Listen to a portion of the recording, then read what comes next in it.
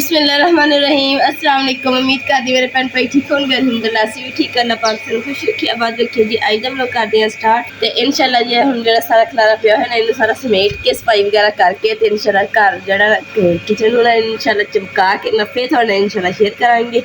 ते हुण जी करदे हैं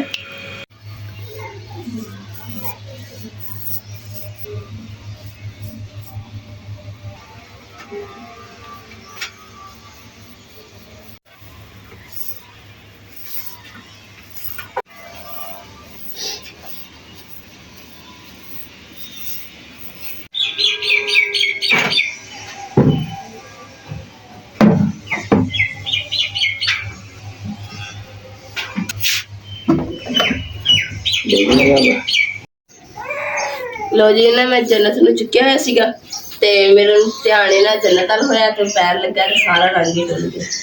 हुण ना मैं कहा इहदे उत्ते ला देनी ताकि ना सारा खत्म हो जाऊगा।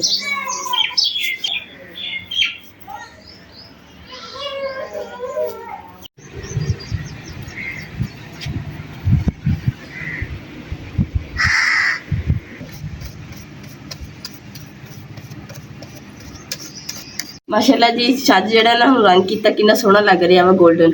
ते पहले इदां दा सीगा ते कितना मैला होया पिया सीगा करने ते मैं कहा गंदा लगन दिया वा ते इदां दा रंग कर देनी ताकि ना फिर सोहना हो जाऊगा साफ सुथरा हो जाएगा।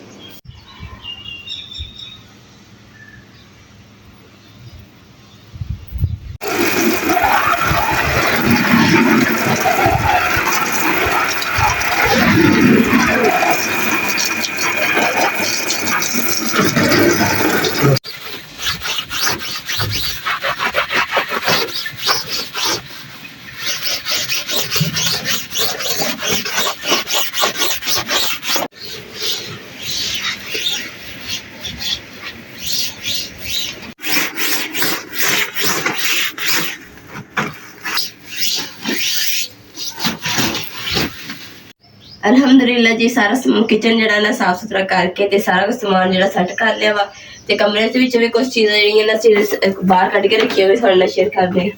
जिसदा कि ना कूलर पंखे तो सिर्फ खाली डब्बा है ये रखिया सी ते इत्थे यानी कि बाद च जो कूलर पंखा बंद करके रखना ना फिर रख लेंगे ते इधर मशीन रख ली ते स्पिनर रख ली ते बाकी आ सारा किचन का समान जेड़ा वो रख लिया। ये कि अगे नालों ना खलारा घट है क्योंकि ना अगे खलारा बहुत ज़्यादा सी हुण तो तरतीब नाल चीज़ां पईयां ना ते सोहणियां भी लग रही अगे बाकी तुसीं तुहाडा जेड़ा तुसीं कमेंट करके दसोगे ते उदों ज़्यादा खुशी होएगी कि असीं काम जेड़ा वा किचन दे विच सैटिंग सही कीती कि नहीं। ते पहले ना इत्थे अंगीठी सीगी मिट्टी दी ते ओहदे विच मैं डब्बे रखे सी ते ओह तो हुण तोड़ दित्ती सी। फिर मैं ना आ फट्टी साडे कोल पई सी ते फट्टी रख के ते रंग शंग करके ते इहदे उप्पर डब्बे मैं सारे रख ले। इधर बाल्टियां रख लियां चारा दा डब्बा बाकी मसाले वगैरह जेहड़े डेली दे उधर रख ले। ते ए जेहड़ी एलडी है भी खराब आ ते भी ना इदां ही पई हुई है। टीवी साडे कोल है नहीं एल जेहड़ा सोलर प्लेट आ वो असीं इत्थे साफ सुथरी करके ते साइड ते कंध नाल ला दित्ती है ते हुण एह कि साफ सुथरा हर चीज़ हो गई है। बाकी रह गया हुण बाहर का काम तो इंशाल्लाह हुण भी करांगे ते कूलर पंखा मैं साफ कर लिया उन्होंने अंदर लिया के रख दिए नहीं तो फिर बाहर मिट्टी ना भर जानी।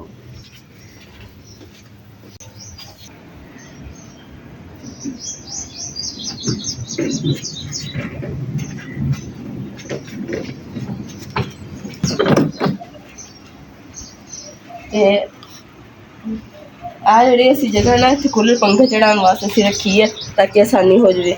इधर साड़ी देखो चौरस वा इधर असीं दूसरे तरीके नाल बनाई है तो किदा रेड़ कि कूलर पंखा सौखा लगे। हुण इधर असीं कूलर पंखा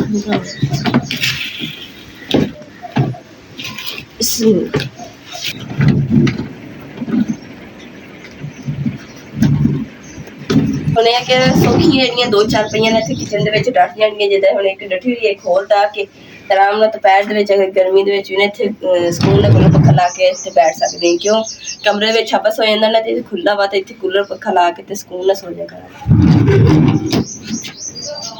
अल्हम्दुलिल्लाह जी पक्खा शक्खा मैं धो दिता देखो चमक गया पक्का तेल भी ला दिता मशीनी परा नु। हुण सफाई रह गई है मुकद्दस सिर मैं पानी छिड़क देना तो झाड़ू फड़ लिया है आ थोड़ी जी सफाई रह गई है करके तो सुकून करिए। अज तो यकीन कर जाओ जी इंज लग रहा मेरी यूट्यूब फैमिली कि जिदा किसी ने इन्ना कुटिया ना जिंदा कोई हिसाब क्योंकि गर्मी बहुत सी ते काम भी बथेरा सी।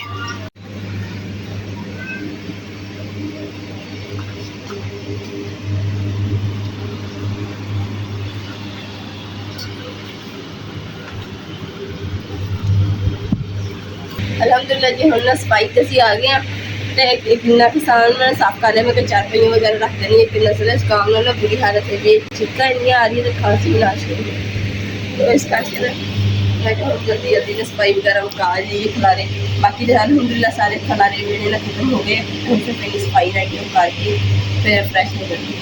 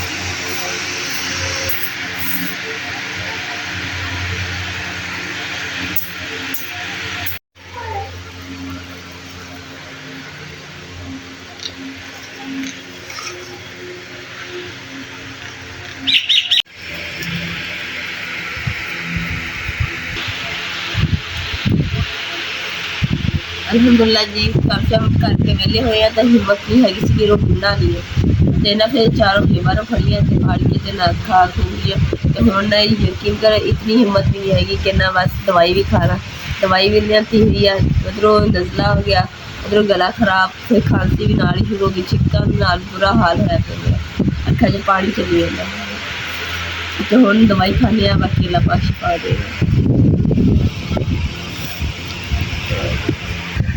लो जी एला शरबत जरा पीन लगी है खांसी का शरबत ये किहड़ी गोलियां खड़न लगी जिस दर्द कर रहे हैं ना ते आ पैनाडोल उल्टी कर खा ए पैनाडोल एक गोली आ चल खा ले एक पैनाडोल खा ले एक खा ले तो उस तो बाद सिरप पी ले हैं नहीं मैं 2 पैनाडोल दी खानी आ ये ना खाओ देखिए ठीक तो जरा निम्स है ये केड़ी निम्स है पत्ता दिखा के पहला पत्ता तो दिखा उत्ते लिखा होना निम्स इहदे नाल पैनाडोल ना खा कल्ली निम्स खा फिर पैनाडोल ना खा इहदे नाल एक ही गोली खाई दी निम्स दे दे ये मैं रहन लगा सी तो मैनू कहंदा तुसीं पैनाडोल खा लो निम्स रहन दो